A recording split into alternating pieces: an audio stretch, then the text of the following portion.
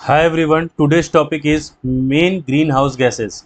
ठीक है, तो ये हमारे मेनली जो ग्रीन हाउसेस गैसेस हैं, फर्स्ट है CO2। सोर्स क्या है हमारा? बर्निंग फॉसिल फ्यूल्स, जो हम कोल, पेट्रोल, डीजल्स वगैरह जला रहे हैं, उससे CO2 इमिट होता है। सेकेंड है डिफॉरेस्टेशन, क्योंकि जो प्लांट्स एंड ट्रीज जो हैं वो क्या करते हैं, CO2 को एब्जॉर्ब करते हैं। तो अगर हम डिफॉरेस्टेशन करेंगे तो इनकी CO2 का जो लेवल है वो इंक्रीज हो जाएगा। ठीक है।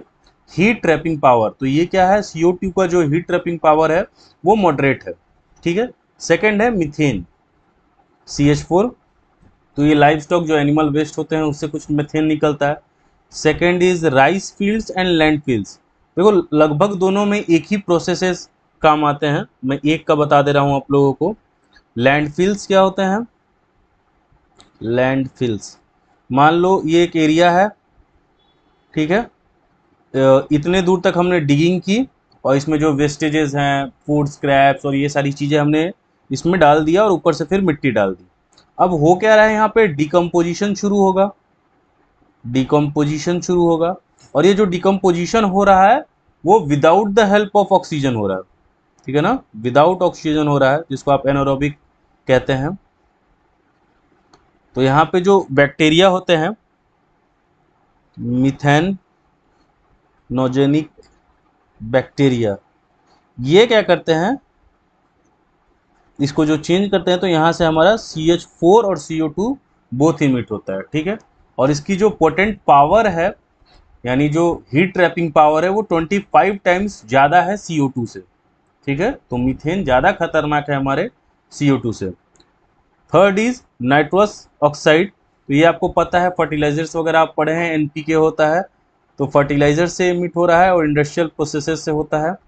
इसका जो पोटेंट पावर है वो 300 टाइम्स ज़्यादा है CO2 से। ठीक है। तो ये काफ़ी ज़्यादा खतरनाक हुआ।